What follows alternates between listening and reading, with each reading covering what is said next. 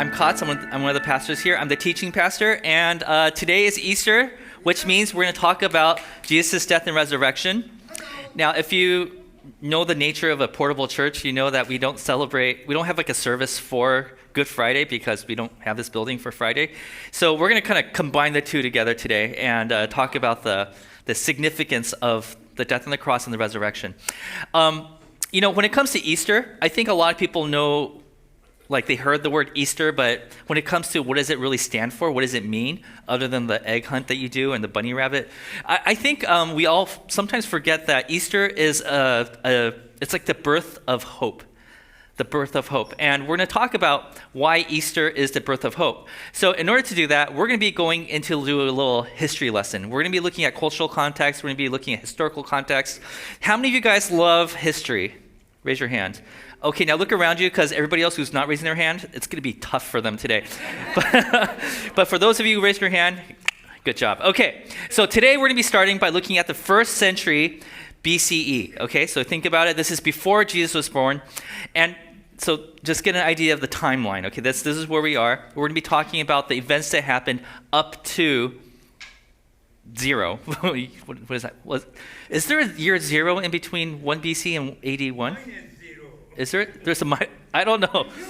I don't know, but okay. But we're going to be doing a countdown to that because there's a lot of important information that's going to help you understand the crucifixion and the resurrection. So, in case you don't know where this story takes place, here's a map because I love maps. So this is the world, and we're going to be looking into right here. And a place called Rome. Perhaps you heard of it, right?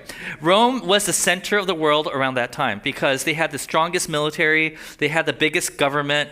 And around that time, the 1st century BCE, Rome was starting to ask this question, which is, should we stay a republic or should we become an empire? Stay a republic or become an empire. Republic means there's people who are being represented by the people who make the decisions, and they all come together and they talk about it. Empire means there's one person who makes all the decisions because everything relies on one person. And at the time, they were having this debate going back and forth, and one person, this guy right here, Julius Caesar, said, hey, I think we should have an empire, and I think I should be that dude on the top, right? I should be the guy that makes all the decisions. Now, a lot of people, he had a lot of support, especially by his military, the people that he led. He was a military leader, right? But there's a lot of people who are against it. They're like, we like the republic. I don't think you should be in charge. Nobody should have that much power. And in doing so, there's two people named as Brutus and Cassius. They assassinated this guy, Julius Caesar, to make sure that this wouldn't happen. But as it turns out, before he died, he actually adopted a son. And his son's name is Octavian. This is his son, okay? And Octavian, once he found out that his dad was assassinated, he needed to avenge him. So he partnered up with another person, his name is Mark Antony, and they decided to go to war against the people who stood for the Republic, and they won. And so now that they won, they're like, hey, we could have an empire. So Octavian changed his name to Caesar Augustus, and he became the first emperor of the Roman Empire. And you probably heard this name before. Okay, now, up till now, maybe you guys heard this story already, but there's some really interesting things that took place that's going to help us understand the death and resurrection of Jesus, okay? So here it is. So Caesar Augustus was like, it's not just good that one day I was just Octavian and now I'm Caesar Augustus. We need to have a big party. And it can't just be a party. The whole world needs to see this party. So what we're going to do is we're going to erect a huge monument. We should have coins with my face on it. We should have statues of me plated in gold. But we also need to have a big temple that represents how great I am. So he built this temple right here. This is a concept art because it's all destroyed now. This is called Temple of Mars Ulto, U-L-T-O. And he used this temple as a way of his coronation ceremony. So he's like, and it's not just good enough that we built this place, right? Because, what if people don't show up to this thing, right? So what I'm going to do is I'm going to have a little parade.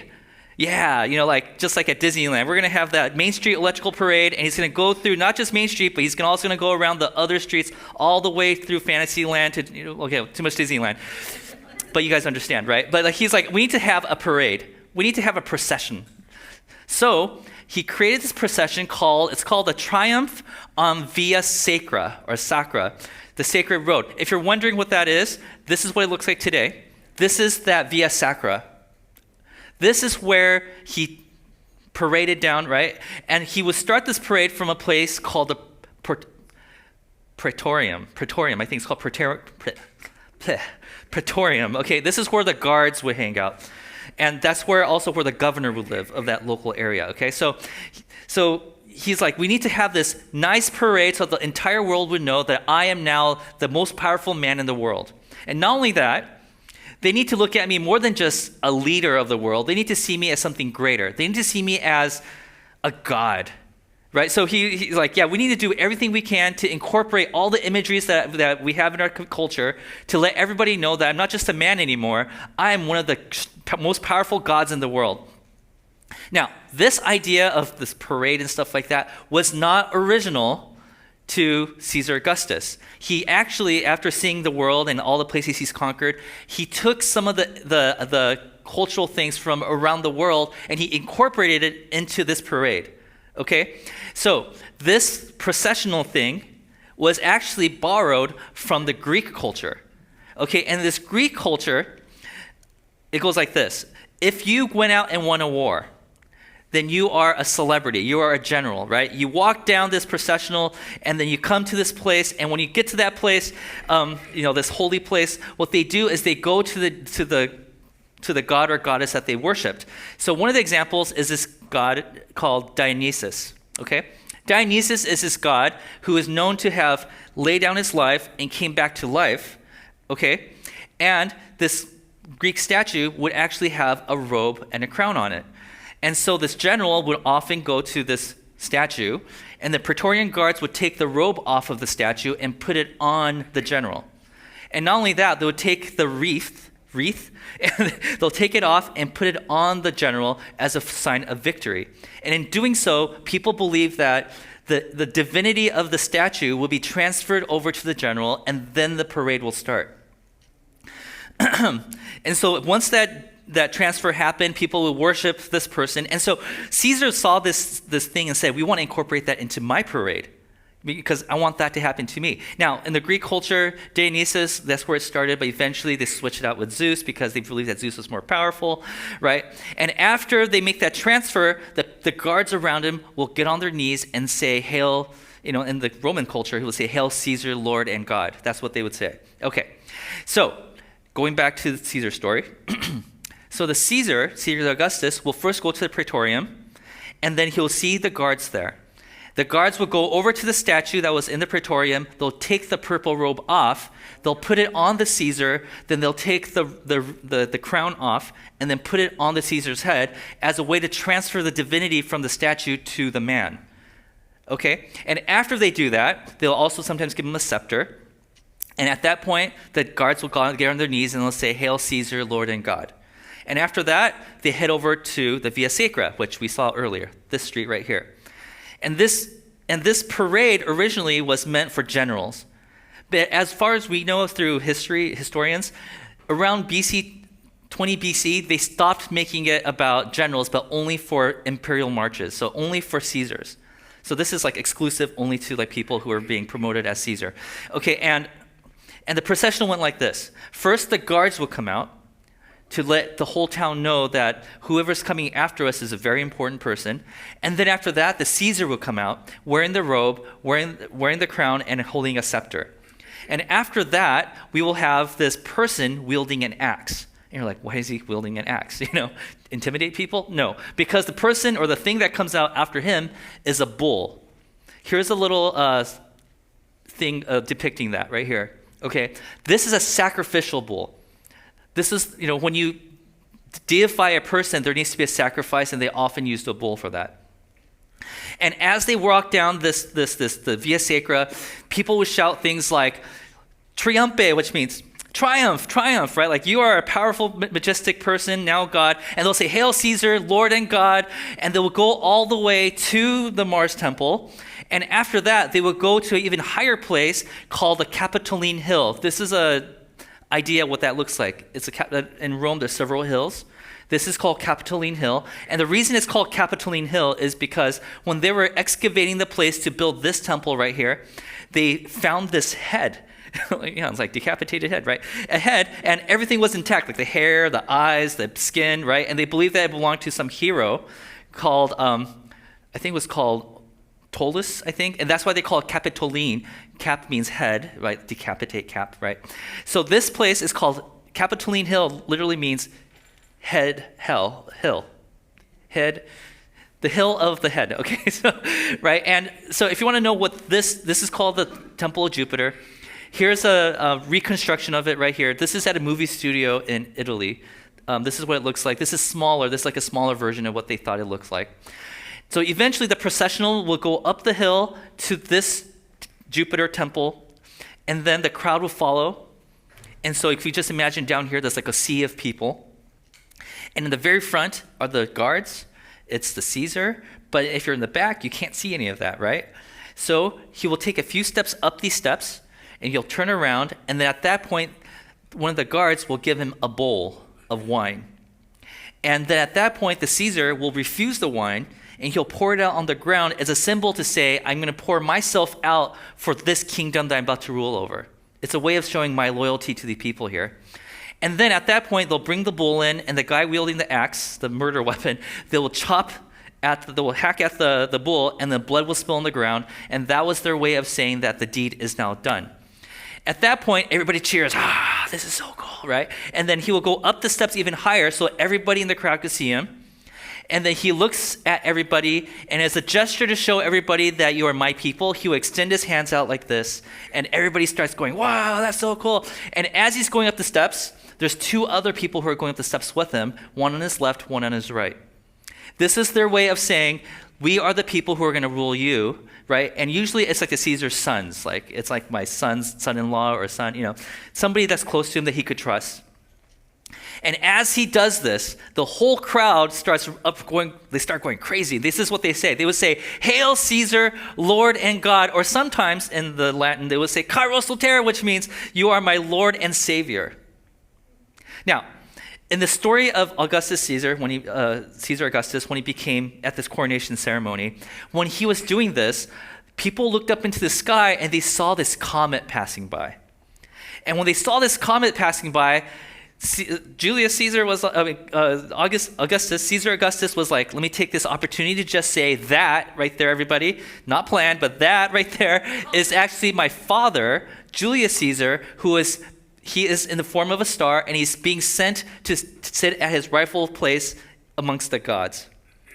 And people look up in the skies, and for Romans, a symbol from the heavens was like the symbol, like that was the sign they were looking for, right? So they'll look up there and say, oh my goodness, you are so right. So if Julius Caesar is God, that makes you, Augustus, the son of God. So they started calling him the Son of God.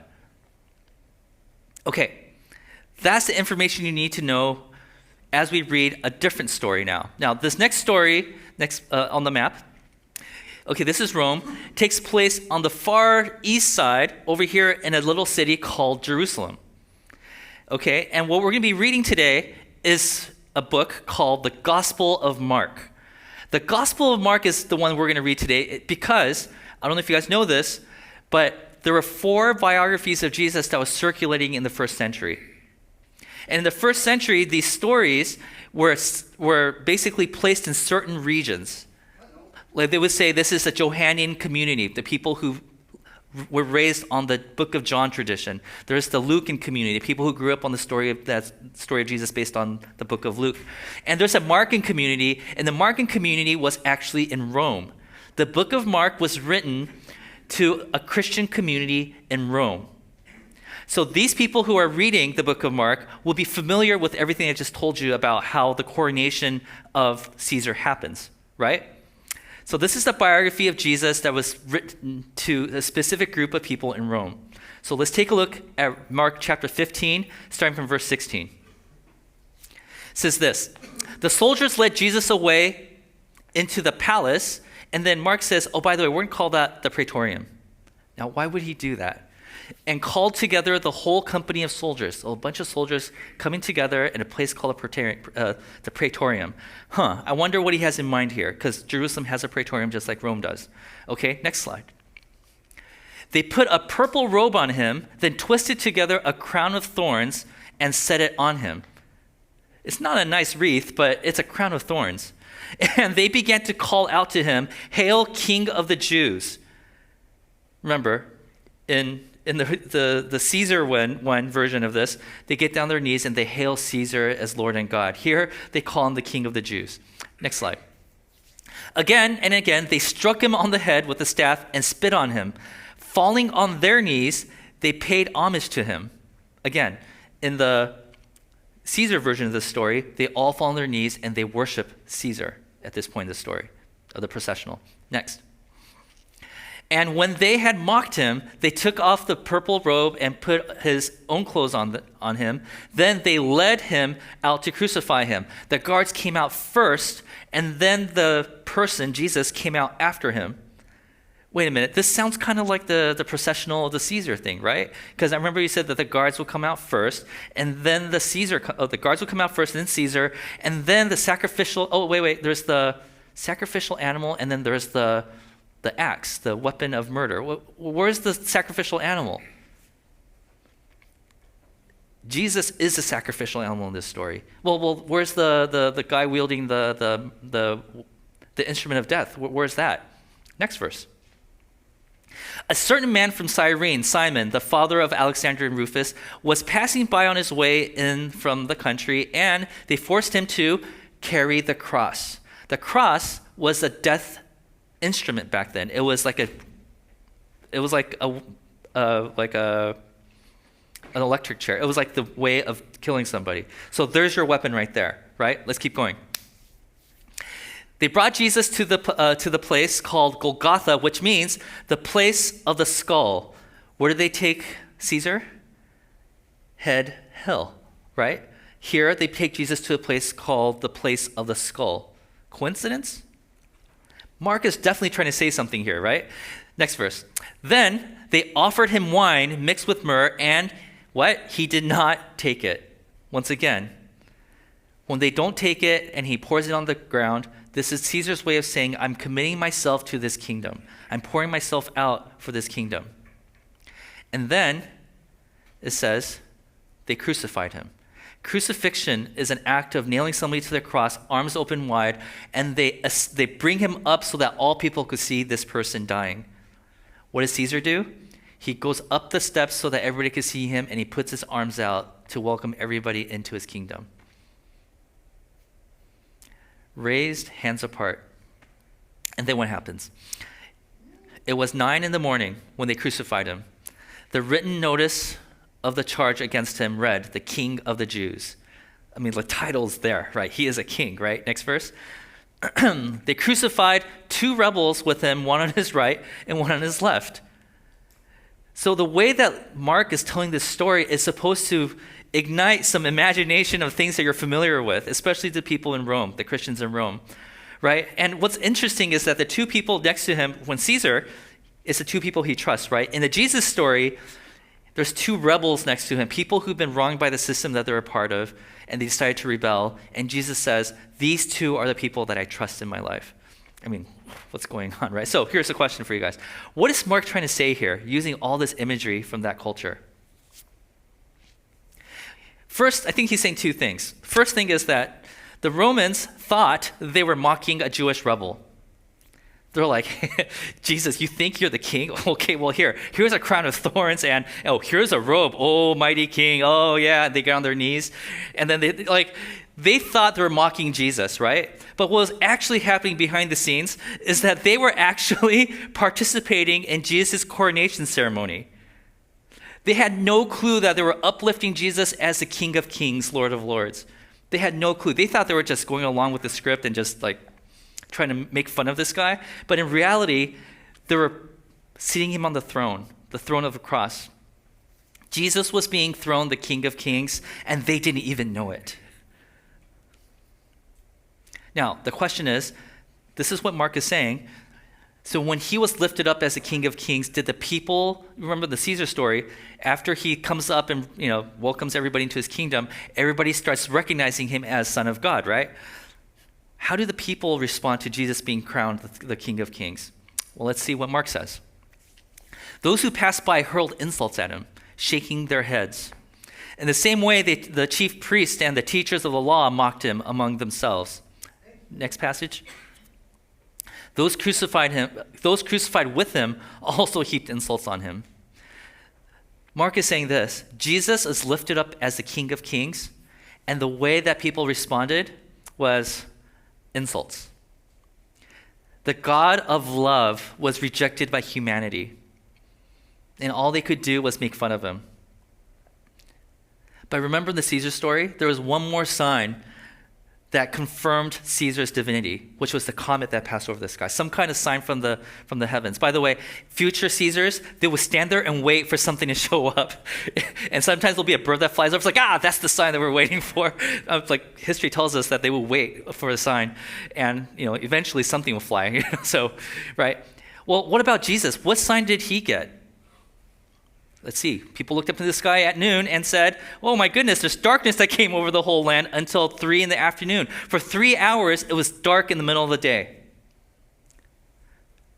And remember the Romans, when they look at the sky and they see a sign, they accept it. They're like, "Oh my goodness, this must be it."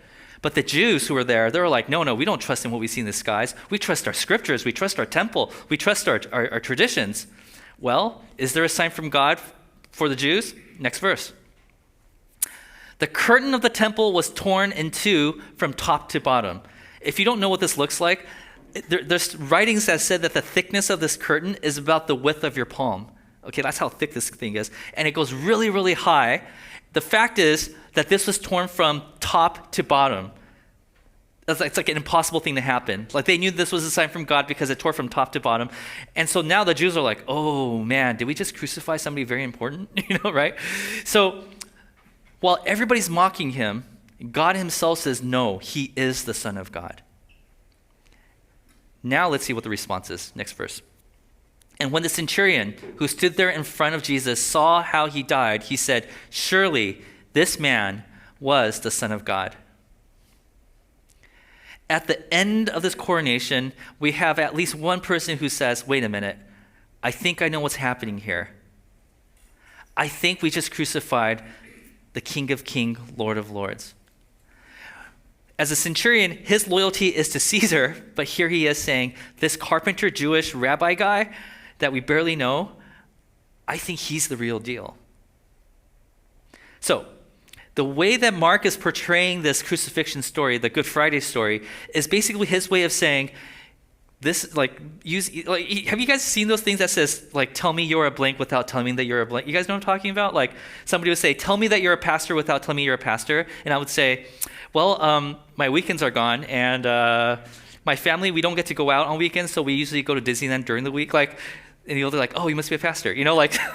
Right? This is Mark's way of saying, tell me that Jesus is a king without telling me straight up that he's a king.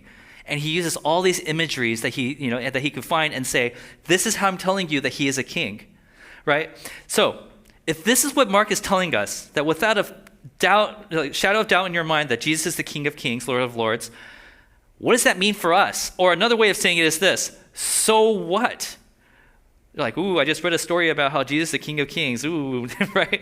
Does that mean anything, right? Because that was a big question for them. If Jesus really is the King of Kings, Lord of Lords, what does that mean? Does that change, does that change Monday? Does that change my workplace? Does that change my relationship with my friends? What does that change? Well, keep in mind in that culture, when there's a new king that sits on the throne, the entire kingdom takes on the shape of that king. Right? If you have a conquering king, he believes in conquest, then the entire kingdom becomes all about that. The blacksmith is no longer making plows and gardening tools, they're making weapons, right? They're the people who are kids, they're being trained, they're not just learning about school and, learning how to read, they're learning how to fight. So whoever the king is, everybody starts to take on that shape. What Mark is implying here is our king, the King of Kings, Lord of Lords, is a God of love, a God of acceptance, a God of forgiveness, a God of generosity. And if you belong to this kingdom, we all have to change the way we are so we match the king that sits on the throne. But then you might be thinking, but wait a minute. Okay, I get that, but didn't he die? Didn't the king of love, didn't he die? You might be thinking this. The king was murdered by humanity on Good Friday, right? Wait a minute. So you're telling me that we should live according to love, but then that God was killed on Friday. And this is why Easter Sunday is so important, because Easter Sunday is the celebration that love still reigns. The God who represents love, perfect love, was crucified and killed. But on Sunday, he proved to us that you can't keep love down, that love conquers death. That Jesus, when he rose from the grave triumphantly, he was basically saying, guess who's still on the throne? I am, and I represent the love of God. So what does that mean for us? That means forgiveness still reigns. Reconciliation is still important. It means that generosity is still something that we should be aiming towards. Acts of kindness is something we should all be doing. Peace is a value that we should never give up on, because we believe that love is still on the throne. And that's what Easter is all about. Easter is the birth of hope. Amen? All right, let's pray.